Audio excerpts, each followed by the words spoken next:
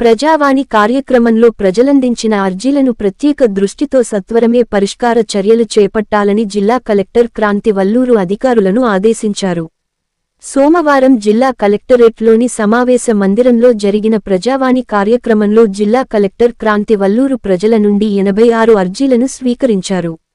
అందులో రెవెన్యూ శాఖ 56, survey land record 2, DRDO 4, employment, వ్యవసాయ శాఖ 9, మిషన్ భగీరథ 1, పంచాయతీ రాజ్ 3, మున్సిపాలిటీ 6, శిశు సంక్షేమ శాఖ, గ్రామీణాభివృద్ధి, ఆరోగ్య శాఖ 1, పోలీస్ శాఖ 3, యువజన సంక్షేమ శాఖ 1 చొప్పున ఉన్నాయి.